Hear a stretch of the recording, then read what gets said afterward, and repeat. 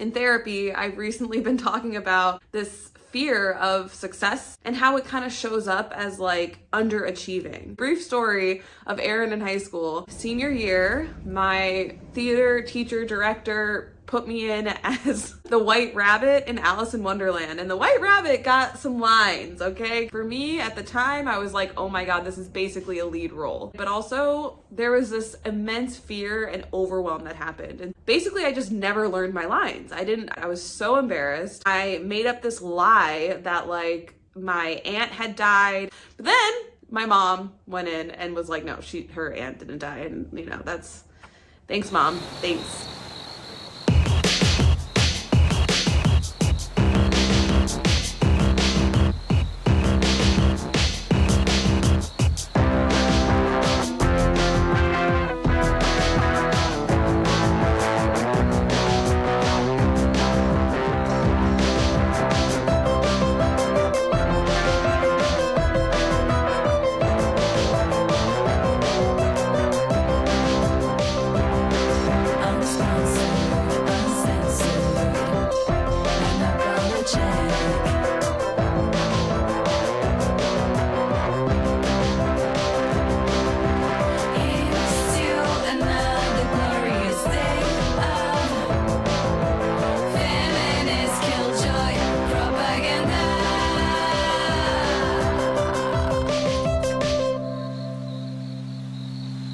Okay, here's the thing.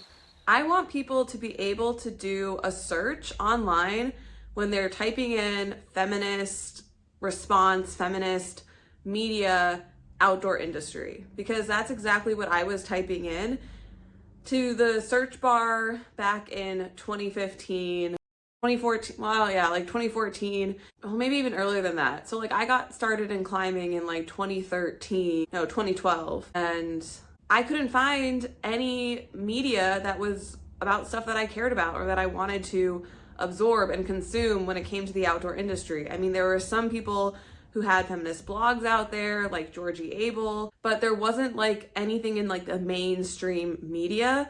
And it was really, really hard to find stuff that I wanted to read about the outdoor industry from a feminist lens. I'm obsessed with Bitch Magazine. I am so demoralized and sad that they stopped producing that magazine, because that's really a huge part of what has inspired Terra Incognita Media and like has just informed so much of who I am as a person and my feminist lens. And Andy Ziesler, who's the founder of Bitch Magazine, I loved the way and still love the way that she writes and admire her fearlessness and her unapologetic nature of writing. And that's exactly the kind of writing and person I strive to be. And she was a huge influence for me in starting, like one of the main influences for me starting Terra Incognita Media. Of course, I've had people like my friend Jolie Varela, Christina Torres of Cyclistazine, who have completely transformed and informed and continue to inform and inspire me to this day when it comes to the things that I talk about, and the depth and the deepening of my knowledge around settler colonialism,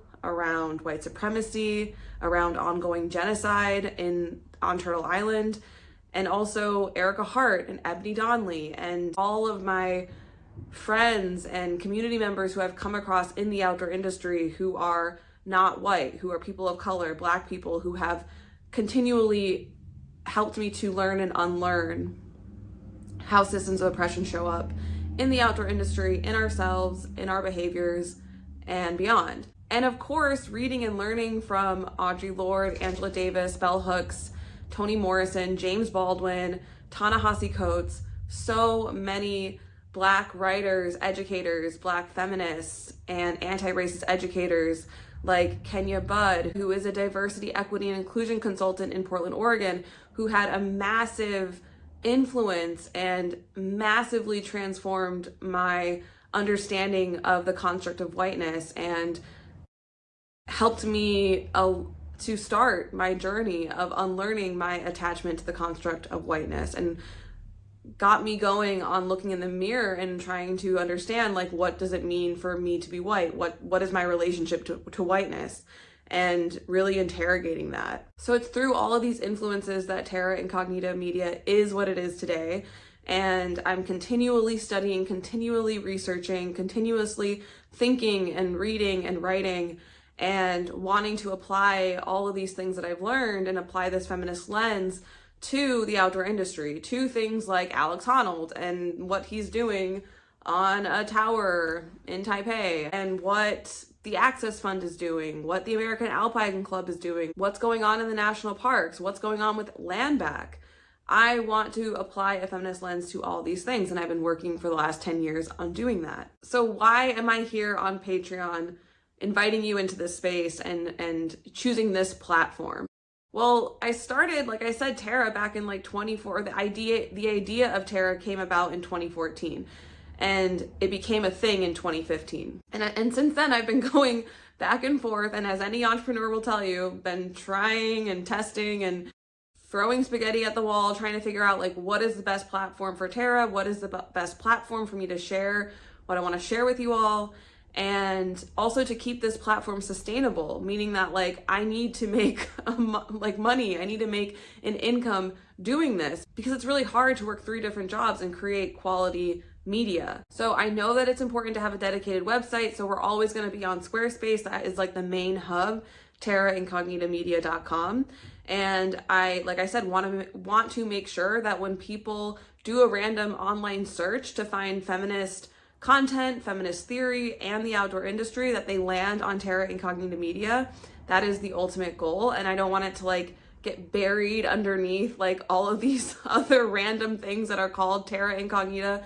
There's a bunch of people who have used this phrase for like their blogs or software companies. And like, I think that, I mean, I've checked for most of them, and I have like the intellectual, like my intellectual property goes back before these things have been created. That's a whole nother story. I need to get this copyrighted, but all that to come. So I'm never going to leave Squarespace. I know that it's smart to have a dedicated website for that. That is like Terra's home of all homes. But in terms of the podcast, the workshops, the membership, I wanted to make these things really robust. And I've taken so many different courses, been in so many different like business classes or courses as to like how to create a membership, how to create courses. And I've read so many different blogs about what platforms are best for each of these things. And this week I decided to really just go with my gut, and I've chosen to relaunch our Patreon. So we've had a Patreon. I started this Patreon back in like maybe 2016, 2017. I don't remember the exact year. But I fell off of it because it's really hard, again, to be consistent.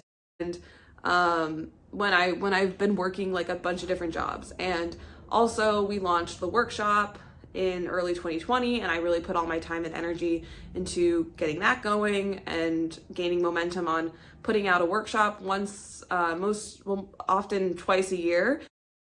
So it's as a mostly one person show, with so much help at different times from community, from friends, from Christina Torres, who has been a collaborator in the last few years, but recently has had to take a little bit of a step back due to personal obligations and other ambitions that she has.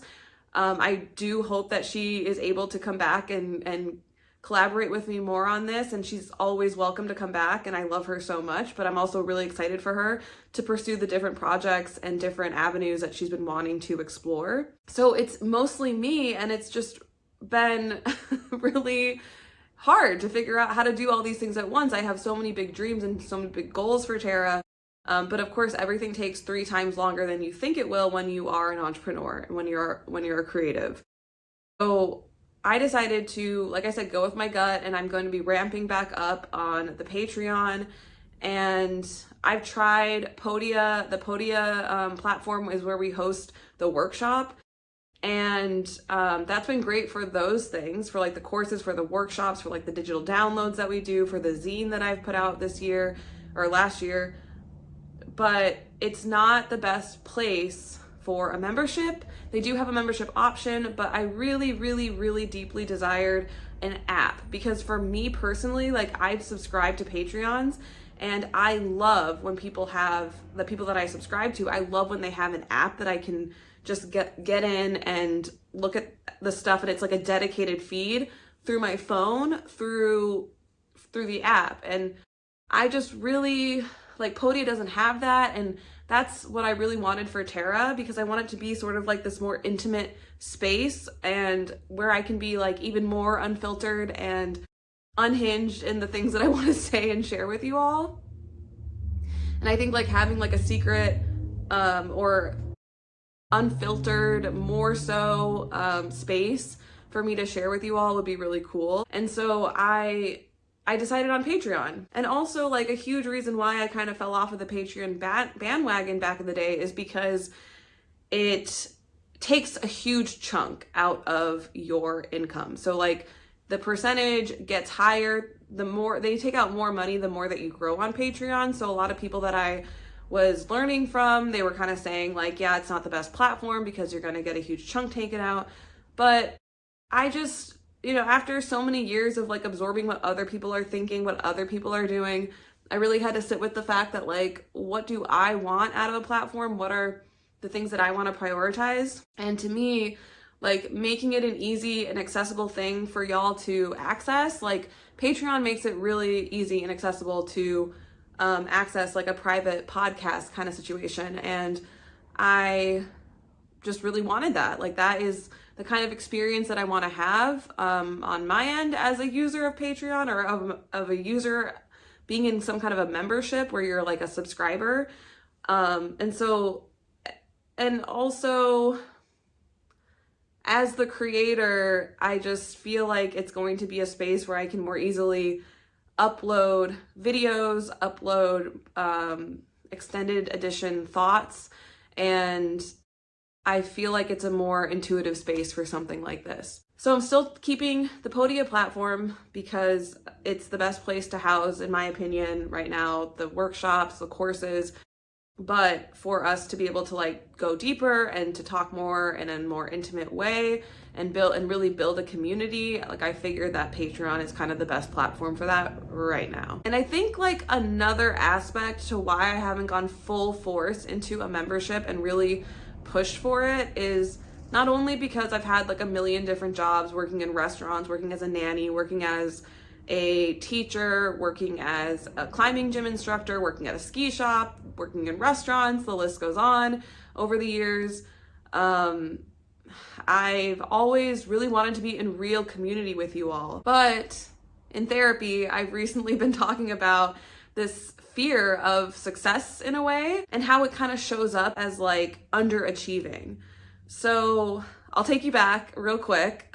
brief story of Erin in high school. I was really into theater, and it really expanded my horizons. It made me, I grew up really, really shy, but then I got into theater, and I became, as all theater kids kind of become, like their most unhinged, most weird self, most loud self. And theater really did that for me. It really unlocked like aspects and dimensions in my personality that were dying to be unlocked.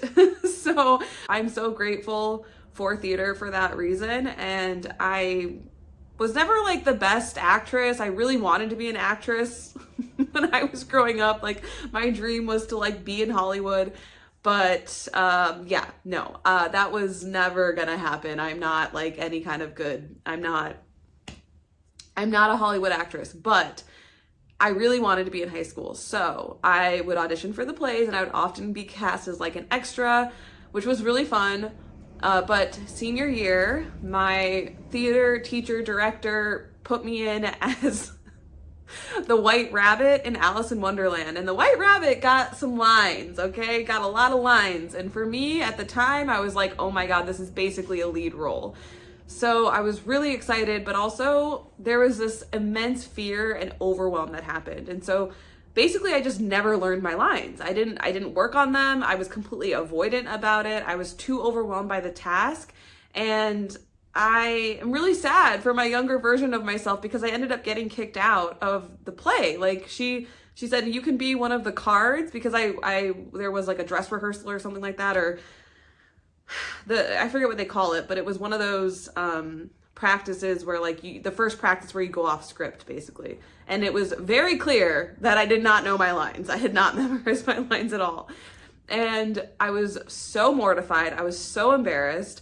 I made up this lie that like my aunt had died, and so there was like all this family stuff going on that I like, had been navigating, and I was really stressed out about that. So please don't kick me off of this role. But then my mom went in and was like, no, her aunt didn't die, and that's, thanks mom, thanks.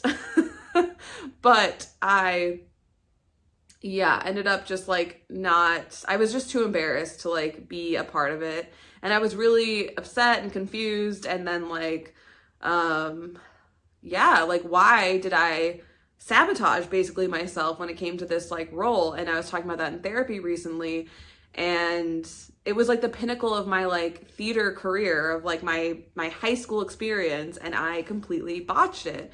And in therapy, I was explaining that like it kind of felt like I wasn't set up. Like, I mean, I didn't have like the support or like the training to like know how to manage memorizing a shit ton of lines while also like studying for school. So like there was that, but there was like this huge feeling of like just avoidance about it, where I was so intimidated by the whole task and overwhelmed by it. And I had this belief that the theater director gave me the role because she felt bad for me. And so I was like, oh, I don't even deserve to be up here. Like Danny, my understudy, could do it so much better than me. And he was really good. I like watched him do the lines. I think I went and saw the play maybe. Or maybe I didn't. And I just like, he had to like stand in for me because like during practice, I had no idea what my lines were. So like he literally had to like just step in and start doing my lines. And that was so embarrassing. But yeah, I just didn't believe that like I was meant to be there. I didn't believe that I deserved to be there. So there is something to that I think parallels what's going on with me and Tara, and why there have been times and some hemming and hawing that I've done behind the scenes around really going full force into making Tara what I know it can be. I think that while I've been really confident in doing the workshops, and because like that really gained a lot of traction in the beginning, and like it still feels like sort of like my magnum opus, it's kind of like my PhD level thesis of everything that I've been doing with this work. The membership is something that I'm a little less confident about. And I think there's like this feeling that like I don't quite deserve to make enough, or like that I'm not like worthy enough to like make enough money from my own creative work and from building something like this. And so this is a bit of like a vulnerable share, and like I want to be transparent about this because I am, wanting to be transparent about why I'm starting a Patreon and why it's taking me a little longer and why I'm relaunching it, because I've already tried to grow the Patreon and then I kind of like drifted away from it, and now I'm firmly back in thinking that this is like the best container right now, just for now. Like in the future, if there's something better and if there's something that makes more sense, like I'm happy to adapt and change, because that is what entrepreneurship is all about.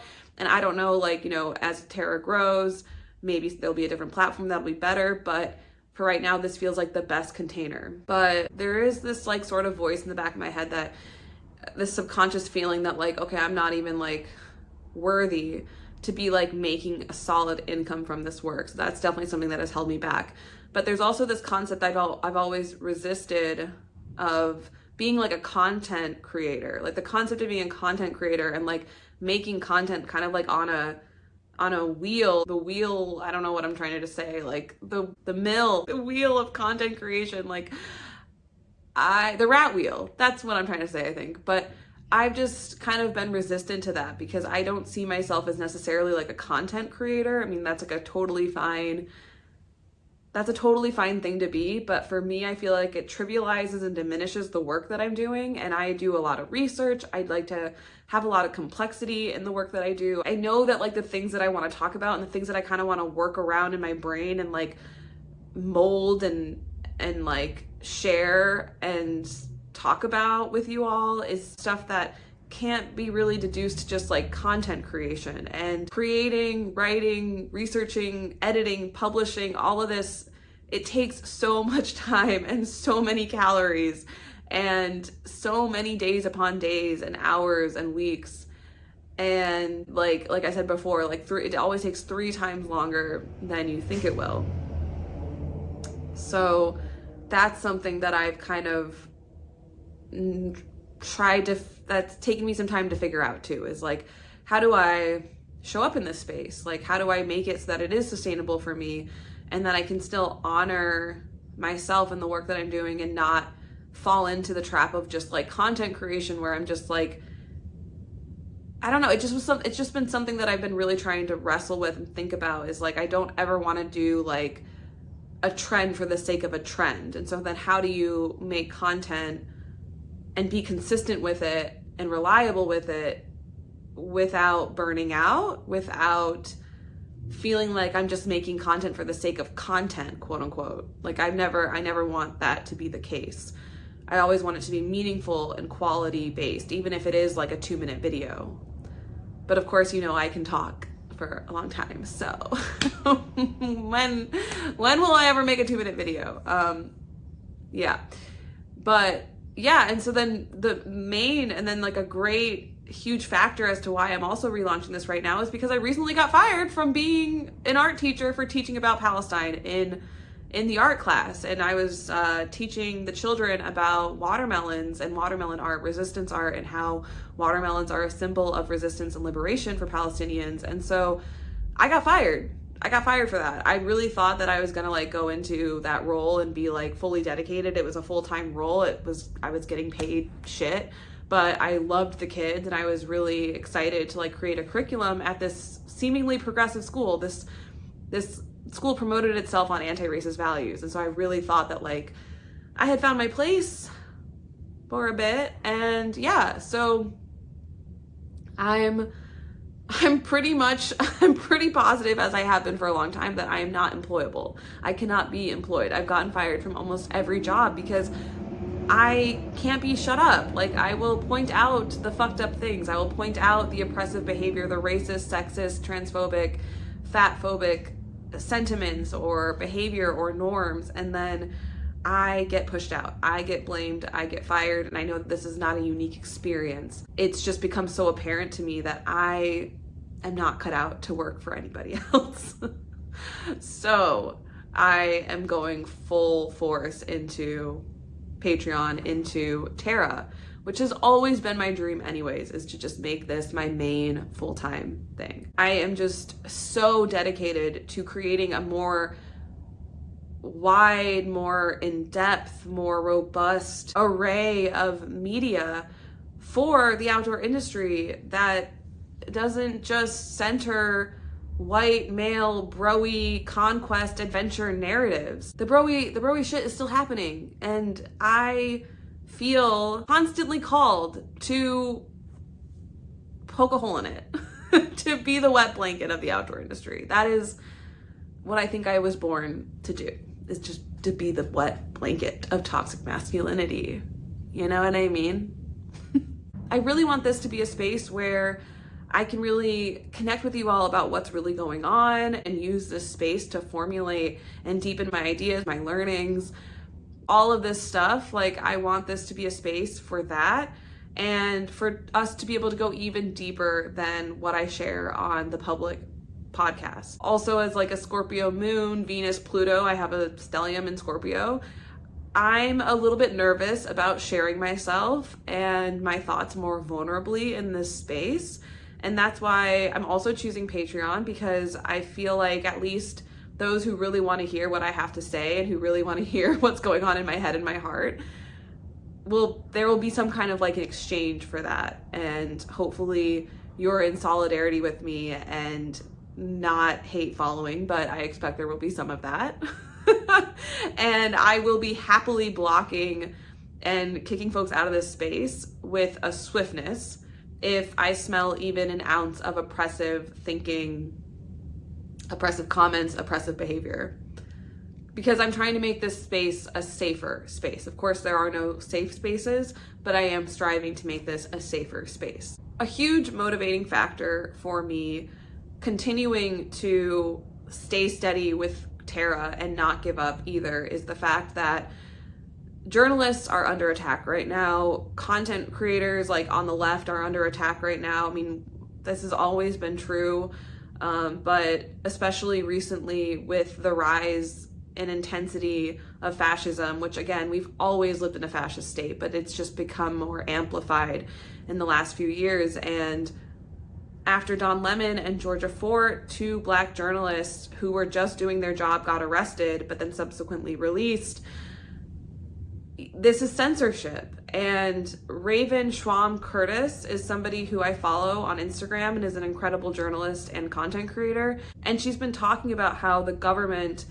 is starting to target politically left content creators. And this makes a lot of sense when we know that media is incredibly powerful. Even Netanyahu knows this and admitted that it's something he's taking very seriously. And he said that social media is, quote, the most important weapon to secure our base in the US, end quote. He described TikTok as, quote, the most important purchase going on right now, and that its control could be, quote, consequential, end quote. So in a time when people are being censored and fired from their jobs for speaking truth to power, and the genocide in Gaza is ongoing, when the real number of people who have been murdered and annihilated and injured is not even reported, like the true number is not even known, and it's likely so much higher than what has been reported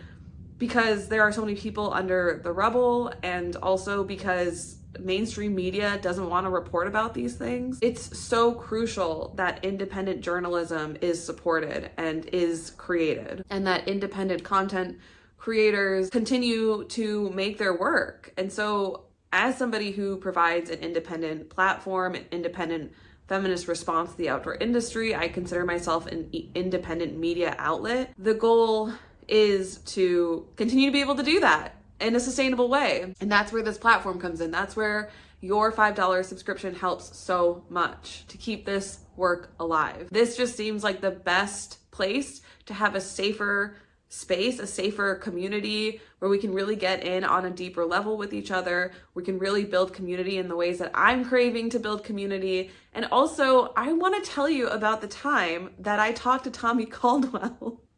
I interrupted Tommy Caldwell during a presentation and then had a 3-hour-long conversation with him on the phone. How that went. I want to tell you so many things, so many stories. So I hope you'll join me inside, and I deeply appreciate you being in this community. Whether you've been here for the whole 10 years or you're just joining us now, thank you so much for being here. I started Terra because I was sick of noticing all of this toxic masculine greenwashing propaganda, and it seemed like nobody was talking about it. And I'm so heartened that of course I'm not the only one who cares about exposing the violent underbelly of the outdoor industry. And I'm honored that you want to share this time and space together and support this feminist killjoy mission. So I hope that you'll consider subscribing for $5 a month, and I will see you inside.